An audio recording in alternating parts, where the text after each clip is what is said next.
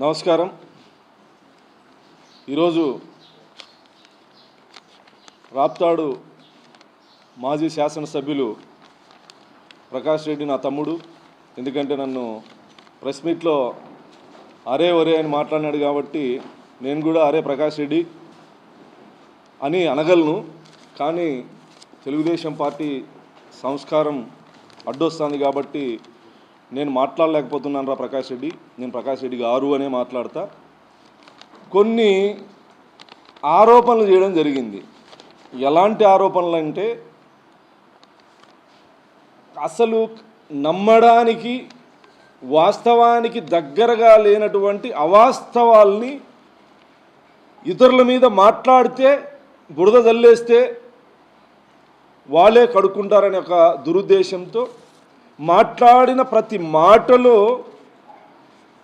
ఒక భూస్వామి పెత్తందారి అహంకారపు ఛాయలు కనిపిస్తూ మాట్లాడినటువంటి ప్రతి మాటకి నేను సమాధానం చెప్తా ఉన్నా, సవాల్ విసురుతా ఉన్నా.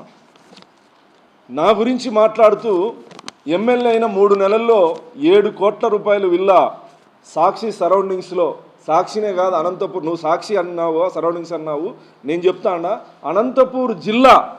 అనంతపూర్ జిల్లా కాదు, ఈ భూభాగం మీద ఎక్కడైనా, ప్రపంచంలో ఎక్కడైనా నాకు సొంత ఇల్లు ఉందని నువ్వు నిరూపిస్తే తిరుమల వెంకటేశ్వర స్వామి సాక్షిగా నా ఎమ్మెల్యే పదవికి నేను రిజైన్ చేస్తా. నోరుంది కదా, ఇతరులని ఎట్లంటే ఎట్లా మాట్లాడితే నీకు అనుకూలమైన ఛానల్లో ప్లే చేసేస్తే ఎంతో కొంతమంది నమ్ముతారని మాట్లాడడం ఇది ఎంత హాస్యాస్పదం. ప్రకాష్ రెడ్డి, నేను నిన్న మాట్లాడిన ప్రెస్ మీట్లో నువ్వు నీ ఇంటి రెంట్ కట్టడం లేదని చెప్పి మాట్లాడినా. ఎస్, వాస్తవం. దానికి థ్యాంక్స్ తమ్ముడు. నేను ఇల్లు రెంట్ కట్టలేని పరిస్థితుల్లో ఉన్నాను అని చెప్తా ఉన్నావు. నువ్వు ఇల్లు రెంట్ కట్టలేని పరిస్థితుల్లో లేవు. హైదరాబాదులో కోట్ల రూపాయల విల్లాలో నీ అన్న ప్రకాష్ రెడ్డి ఉన్నాడు. 19కి ముందు నీ పరిస్థితి ఏంది? కేవలం వైసీపీ కార్యకర్తలు, నాయకుల యొక్క సానుభూతి కోసం ఇల్లు అమ్ముకొని ఎన్నికల్లో పోటీ చేస్తానని చెప్పి మొత్తం వైఎస్ఆర్ కాంగ్రెస్ పార్టీ రాప్తాడు నియోజకవర్గంలో ఉన్న వాళ్ళందరి దగ్గర డబ్బులు తీసుకొని అందరినీ మోసం చేసినటువంటి చరిత్ర నీది. ఈరోజు నీ ఆస్తులు ఇప్పుడు జస్ట్ నీ ప్రెస్ మీట్కి నా ప్రెస్ మీట్కి అర్ధగంట తేడా. అర్ధగంటలో రాప్తాడు వైసీపీ నాయకులు నాకు ఫోన్ చేసి మెసేజ్లు పెట్టిన ఆస్తులు కొన్ని మాత్రమే చెప్తా అన్నా. ఇప్పుడు మిగతావి నేను రెండు సవాలు విసురుతా ఉన్నా. నీకు గురువారం వరకు టైం ఇస్తా ఉన్నా. ఎందుకంటే రేపు ఆదివారం నీకు రిజిస్టర్ ఆఫీసులు పనిచేయాలి. నా పేరు మీద కానీ, నా భార్య పేరు మీద కానీ, మా అమ్మ నాన్న పేరు మీద కానీ, నా కొడుకుల పేరు మీద కానీ, నా బంధువుల పేర్ల మీద కానీ, నా దగ్గర ఉన్న హితులు, సన్నిహితులు, మిత్రులు, అనుచరులు, నా పార్టీ, నా కార్యకర్తల పేర్ల మీద కానీ నాకు బినామీ ఆస్తి కానీ, నా ఆస్తి కానీ, ₹1 ఆస్తిని నువ్వు నిరూపించగలిగితే తిరుమల వెంకటేశ్వర స్వామి పాదాల సాక్షిగా నేను రాజీనామా పత్రం ఎమ్మెల్యే పదవికి, బోర్డు మెంబర్కి, తెలుగుదేశం పార్టీకి కూడా రిజైన్ చేయడానికి నేను సిద్ధంగా ఉన్నా. గురువారం లోపు కొడక నువ్వు నిరూపించకపోతే నీ ఇంటి దగ్గరికి డెడ్ లైన్. నువ్వేదైతే మాట్లాడినావో అనంతపూర్లో నాకు 7 కోట్ల విల్లా, బెంగళూరులో ఆస్తులు, అదేవిధంగా మడకసిరలో ఉన్నటువంటి నా పార్టీ స్థలము నాదని మాట్లాడినావు కదా, ఇవన్నీ నువ్వు నిరూపించకపోతే కొడక చెప్పు తీసుకొని కొడతానా. కొడక ఏమనుకుంటావు? నోరుంది కదా అని అబద్ధాలు, అవాస్తవాలు, అసత్యాలు మాట్లాడితే భరిస్తూ వస్తామనుకుంటున్నావా? నువ్వు రెడ్డి పొగరు చూపిస్తే కొడక నేను మాదిగ పొగరు చూపిస్తా ఏమనుకుంటావు? తప్పుడు కూతలు, అబద్ధాలు, అసత్యాలు నోరా ప్రకాష్ రెడ్డిది? నోరా? మనిషివా నువ్వు? అసలు ఇన్ని అవాస్తవాలా, ఇన్ని తప్పుడు కూతలా, ఇన్ని అబద్ధాలా?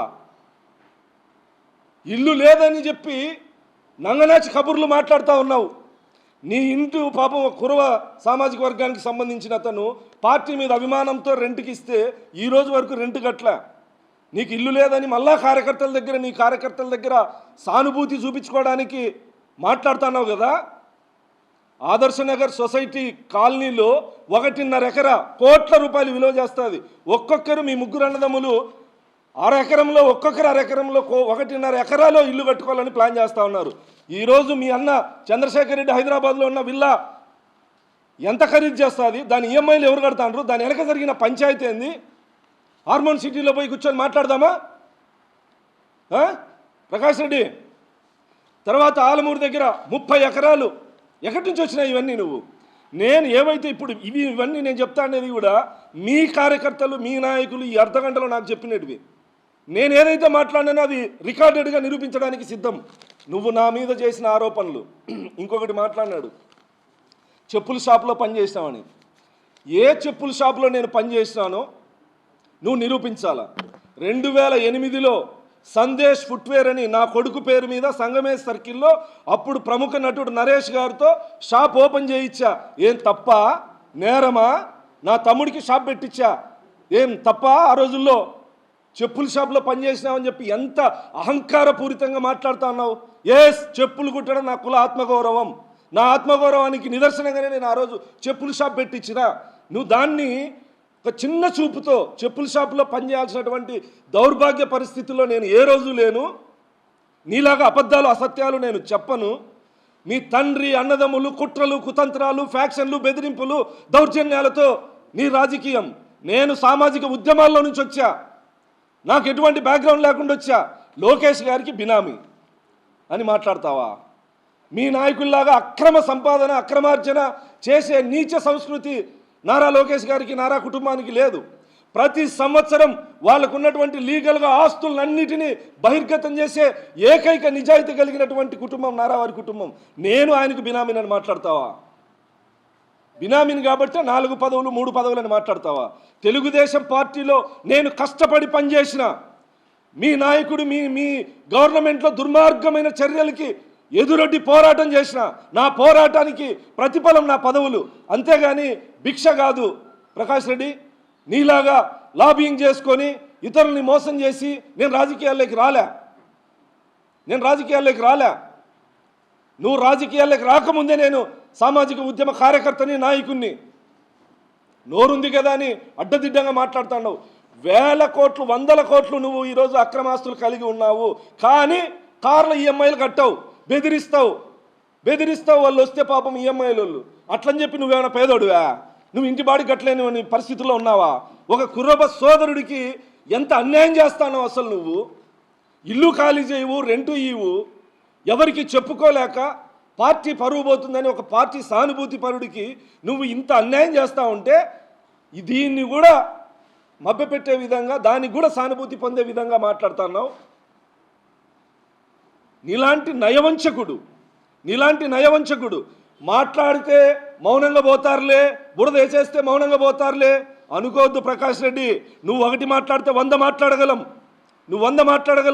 నీకు గురువారం సాయంకాలం వరకు 5 గంటల వరకు నీకు టైం ఇస్తా ఉన్నా.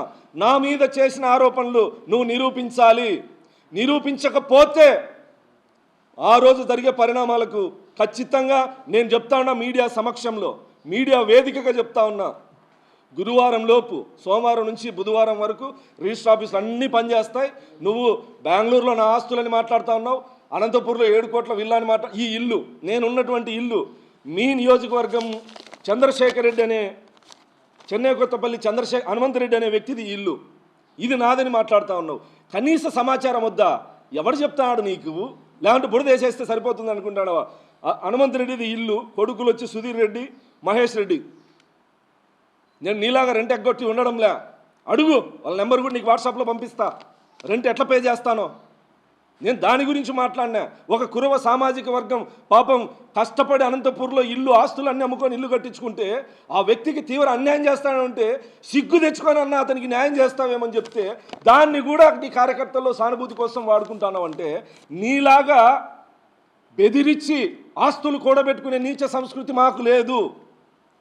ఒక బ్యాంకు వేలానికి వస్తే వైశాసిది మేడా వాళ్ళది. బ్యాంకు వేలంలో ఎవరిని పాల్గొనకుండా బెదిరించి విలువైన ఆస్తిని ₹1,00,00,000 మీరు వేలంలో దక్కించుకొని వెంటనే 7 కోట్లకి అమ్మేసుకున్నారు. ఇలాంటివి కాదా దౌర్జన్యాలు? ఒక వైశాస్ కుటుంబానికి నువ్వు అన్యాయం చేయలేదా? ఇలాంటి కుటుంబాలు ఎన్ని? నిన్ను నమ్మి రైతులు నీ డైరీకి పాలు పోస్తే ఒక్క రైతుకు కూడా డబ్బులు కట్టావా? సంవత్సరాలు చెప్పుతో కొట్టేకి ఇళ్ళ దగ్గరికి వస్తే వచ్చిన వాళ్ళకి బలవంతులకి డబ్బులు ఇచ్చావు. కానీ ఇలాంటి నీచ సంస్కృతి ఉన్న నువ్వు మీసాలు తిప్పుకుంటా ప్రెస్ మీట్లో సిగ్గుండాల, కొంచెమన్నా సిగ్గుండాల. మాట్లాడే ముందు ఇది నిజాయితీనా, అబద్ధమా, సత్యమా, అసత్యమా, ఎవరేమనుకుంటారు అనేది లేకుండా నోటికి ఏదొస్తే అది మాట్లాడేస్తే ఇవి నిజాలని చెప్పి జనాలు నమ్ముతారనుకుంటానవా? నా ఆధార్ కార్డు, నా ఫ్యామిలీ ఆధార్ కార్డులన్నీ నీకు పంపిస్తా.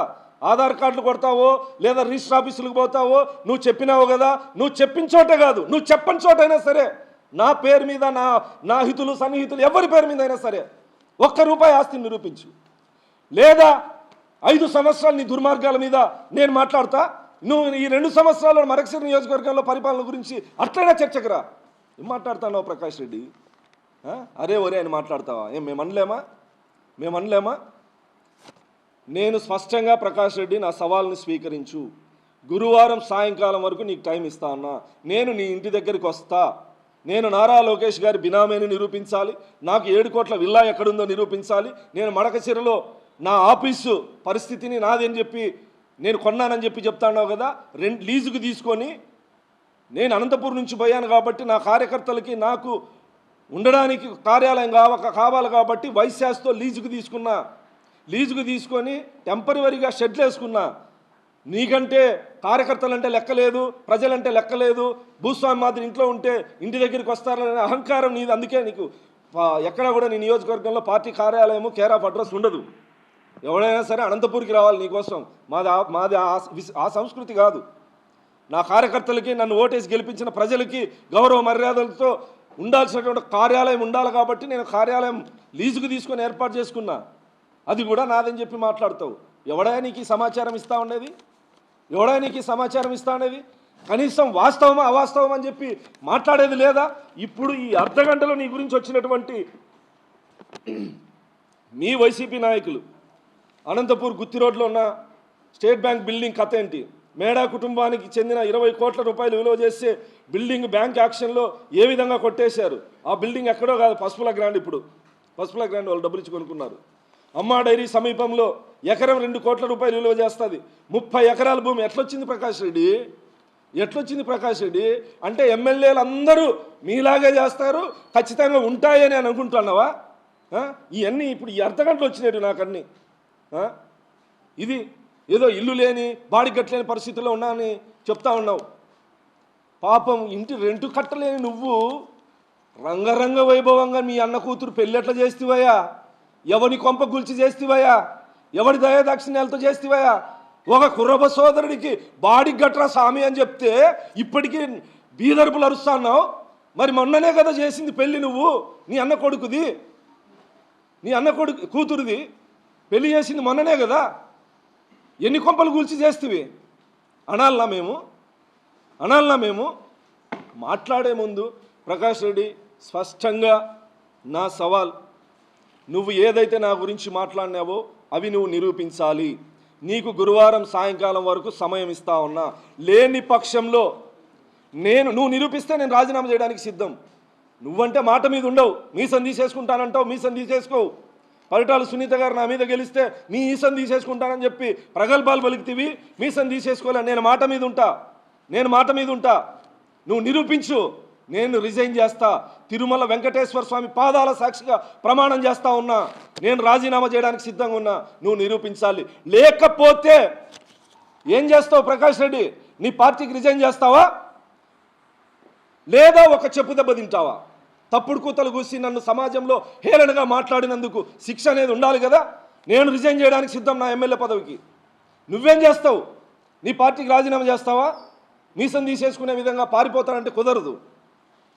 నువ్వు మాట్లాడే ప్రతి అవాస్తవానికి మౌనంగా ఉండే రకం కాదు. నువ్వు ఏ భాషలో మాట్లాడతావో నేను అదే భాషలో మాట్లాడతా. నీది రాయలసీమే, నాది రాయలసీమే. నీది అనంతపూరే, నాది అనంతపూరే. ఒకవేళ నువ్వు ఫ్యాక్షన్ నుంచి వచ్చిండొచ్చు, నేను పోరాటాల నుంచి వచ్చిన. నీలాంటి ఉడత ఊపుల్ని 20 సంవత్సరాల్లో ఎంతోమందిని చూసిన ప్రకాష్ రెడ్డి. నీళ్ళ అరుపులకి భయపడే రకం కాదు నేనున్నది నువ్వున్నది నీ ఇంటికి నా ఇంటికి 1/2 కిలోమీటర్ కూడా లేదు. నీ ఆఫీస్కి నాకి 10 నిమిషాలు నడుచుకుంటూ పోతే, నీ ఇంటికి 15 నిమిషాలు నడుచుకుంటూ పోతే గట్టిగా మాట్లాడితే భయపడతామనుకుంటున్నావా? నీ కార్యకర్తలను బెదిరించినట్లు, నీకు ఇల్లు రెంట్కి ఇచ్చే బెదిరించినట్లు, ఈఎంఐ కార్ల కోసం కార్లు తీసుకుపోవడానికి వస్తే బెదిరించినట్లు అందరినీ బెదిరిద్దాం అనుకుంటా ఉన్నావా? అందరినీ బెదిరిద్దాం అనుకుంటా ఉన్నావా? నా సవాల్ని స్వీకరించాలి. నీలో ప్రవహించేది నీ అబ్బ రక్తం అయితే నా సవాల్ని స్వీకరించు.